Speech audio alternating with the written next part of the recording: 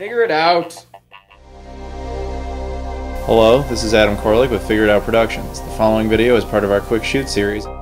Hey guys, it's Adam here, and recently, as I'm sure some of you already know, I took a trip out to Europe. I basically went to Poland and then bounced around in Austria, Slovakia, Hungary, and Germany. I just thought, before we get into the point of this video, I just wanted to show you guys a few things. First, on the flight there, they actually had video games on the plane, which was cool, this little weird controller, and then they had this, you know, basically some sort of computer interface here, and it had multiple games on it. A lot of them just like shitty little airline games, or even like Pac-Man referred to itself as like Airline Pac-Man. But much to my surprise, they had Sonic the Hedgehog 1 fully playable, you know, the original Sega Genesis game. And so I cut out the load time there, but basically I just popped that on. I played this for a bit. Sorry you're not hearing any audio from the game, but trust me, you wouldn't want to. It's basically just an emulator, and it runs like shit. The audio is terrible. It's very similar to those like At-Core, Fire-Core, whatever the fuck those are, emulators, and those clone consoles. It sounded awful. But also, I decided to pop this in real quick. Virtua Fighter 2 Genesis Edition, for some reason, was also one of the choices. Wouldn't have been one I would have selected, but whatever. Most of the time, I ended up just playing Pong, because Pong is fun, and frankly, I was really tired, and Pong doesn't require much thought. Saw some other weird things there, like this black energy drink made by Mike Tyson. It's a product of Poland. It tastes like shit. Don't buy it. And they also had Pepsi Twist still. Now, I don't know if anybody else remembers Pepsi Twist. That was kind of popular in the early aughts here in the States, and then just kind of vanished, but they still had it. And for whatever reason, McDonald's sells their own brand of ketchup there. And then I also saw my girlfriend looking at this guy, who I'm sure she'd rather be dating.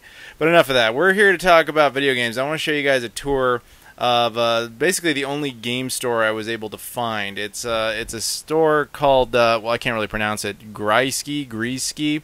I'll put a bunch of flyers up here for it. Now, I stayed in a town called Gdansk. It's in northern Poland. And so the one I went to, there's 3 of these things, as you can see there. I ended up going to 2 of them. Now, the one in Gdansk was easy. It was at this mall called Galeria Przymors. I can't pronounce that. The logo looks hauntingly similar if you're an American. You might recognize it as the Pure Michigan logo. This place was like 5 minutes away from me. And inside, it's basically just like a kiosk. And that's basically what they are at all 3 of these locations. And I ended up going to 2 of them. This is kiosk number 1. A lot of Xbox 360 stuff, which I couldn't really go after because, you know, region coding. PS2 that you saw briefly there, that's mostly what I focused on, as you'll see. A lot of Xbox One stuff, and a lot of, well, yeah, you can see there, more Xbox 360. Again, I didn't pay too much attention to that, but Xbox One is region-free, but there aren't really any Euro exclusives for the Xbox One, at least not yet. And then there was also, of course, a lot of PlayStation 3 stuff, which is region-free, so that's always something to keep an eye out for. As, you know, they had plenty of that. And, yeah, it was pretty cool, though I didn't get any of that there. Of course, a lot of PlayStation 4 as well. Some stuff that I would have bought, except that I either had it or it was about to come out in the States, so there was no real reason to get it there. A lot of things like controllers and special editions, you know, all that kind of good stuff. A lot of PSP. The dudes had a lot of PSP, as well as PS Vita. I'm not really too into the Vita, but I know that Europe has a lot of physical PS Vita games that I believe only came out digitally in North America. So if you're a PS Vita collector, that kind of thing might be worth looking into.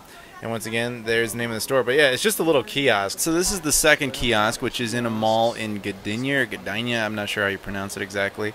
It's basically the exact same thing. You know, a large selection of PlayStation 3 there, which is cool. PlayStation 4, you know, as well. A lot of Xbox stuff. There's my girlfriend actually haggling with the guy. I should mention that all the people who work in these places are really nice, and they all speak English, dude. Like, I didn't really encounter anyone who didn't. Again, under the age of 35. It's, you know, polite to go up and just kind of be like, you know, cautiously optimistic and just say, like, English, and they'll always be like, of course, you know, like, that's what I noticed. But yeah, a lot of cool stuff here, but as you notice, it's basically the same platforms over and over again. It just kind of varies, like, from game to game.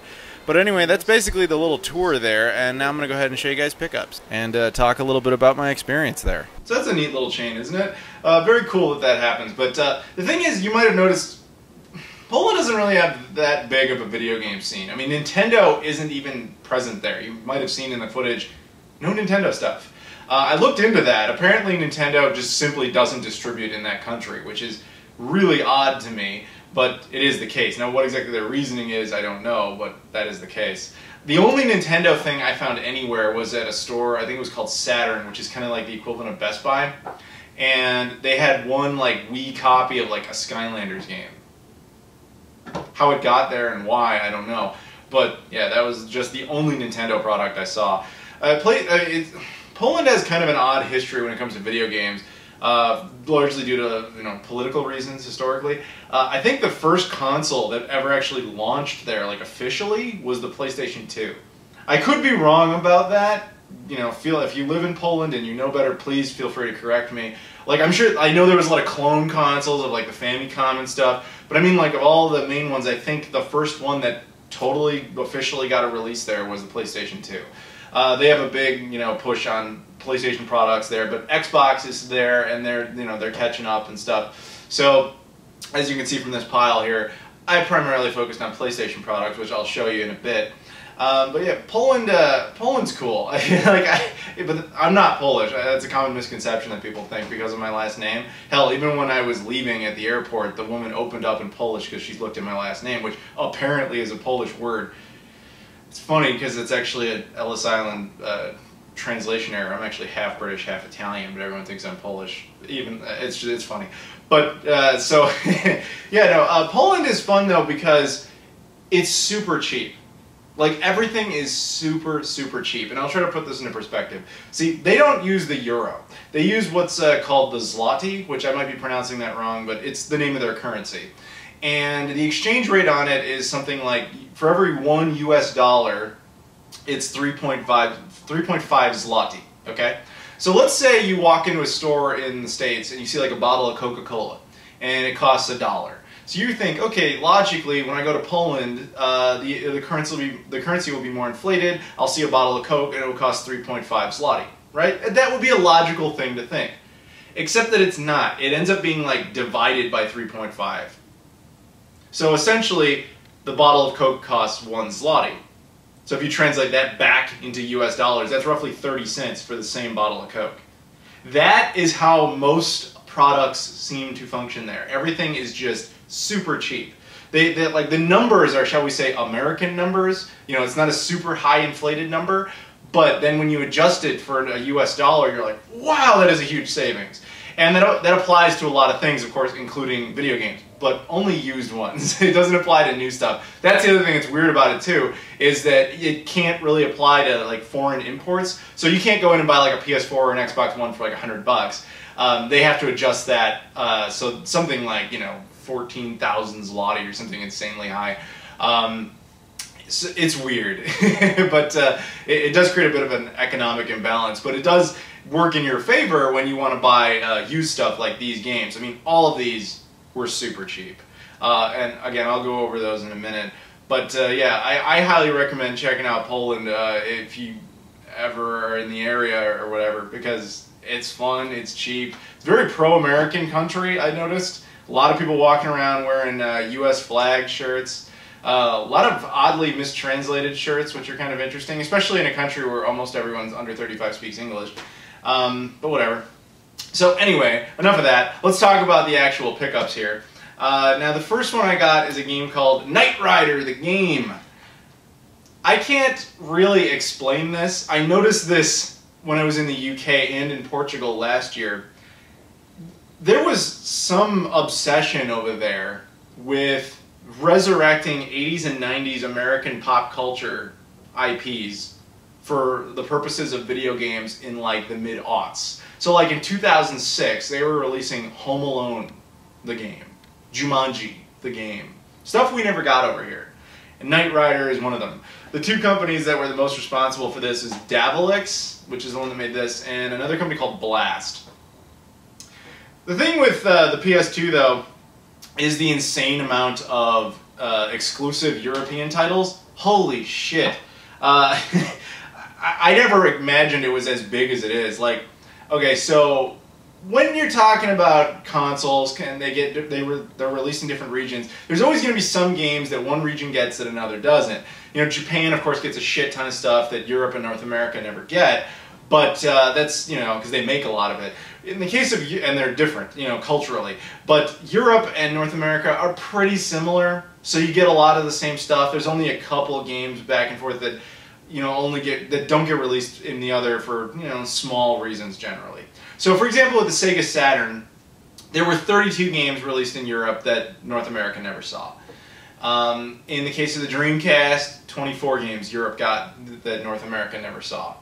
The case of the original Xbox, 70 games over there that North America never saw. So I figured it was going to be something like that, some sort of ballpark number that was reasonable. It's like 750 games that were released exclusively in Europe for the PlayStation 2. Wow. So while that's certainly not an attainable goal or anything I even would ever try, since I was in Poland and since everything was super cheap and all the games are in English, I decided, fuck it, I'm going to pick up whatever I can find, which frankly wasn't that much. Like I said, they all speak English over there, and a lot of stuff isn't localized for Polish, so what they'll do is they'll often import their games specifically from the UK, and then that's what'll float around. At least that's what I noticed. So that's why you get up with stuff like Knight Rider, and the entire case is fully in English, and yeah, whatever. But I haven't played any of these yet. I haven't had the chance. I'm not betting that this is particularly good. The next one up, of course, in that same vein of importing stuff from the UK, we have Little Britain, the video game. This is a series, a TV show that I'm actually not super familiar with, like, at all, but it was an exclusive title. You have to understand, these were, like, not much money at all. We're talking like $1 or $2 at best. And the guy even ended up giving us one for free because we, you know, bought stuff together, which really didn't have to do, but like I said, everything's super cheap over there. The next one up, The Seed Warzone. This one actually looks like the most interesting of all the games.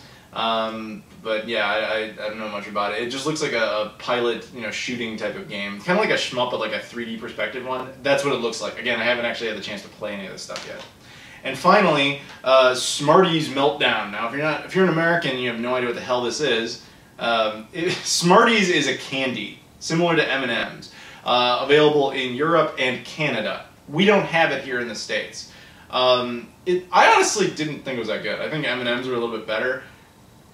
Whatever, who gives a shit. But so the idea that this exclusive candy getting its own exclusive game is just, it made me laugh. Yeah, we would never have seen this game here, which is probably fine because it looks like a shitty little puzzle game at best. But I don't know, it made me laugh, so I picked it up. So I got all 4 of these at that first kiosk you saw before. And then at the second one I only picked up one game, but it was for the PlayStation 3. It was Ape Escape. This is an exclusive over there. Yeah, there was an Ape Escape game on the PS3 if you're not aware. But over here I think we only got it digitally, whereas in Europe they got a physical release. Again, this is imported from the UK, so full-on English here, which is really nice. However, I didn't realize it when I picked it up that it requires the PlayStation Move, which I don't even own one of those things, so I can't really do anything with it. But yeah, the PS3 is region-free, so that's nice, so you pop it in, it would work. And the PlayStation 2 is not as import friendly, but you can get around it in different ways. So there you go. That's all I picked up in Poland. Like I said, Poland doesn't have the biggest video game scene, but I'm glad I got some stuff out of it. However, I got more stuff as I was over in Europe, so I'll show you that in future videos. I want to say thank you guys for watching, and I'll see you all later.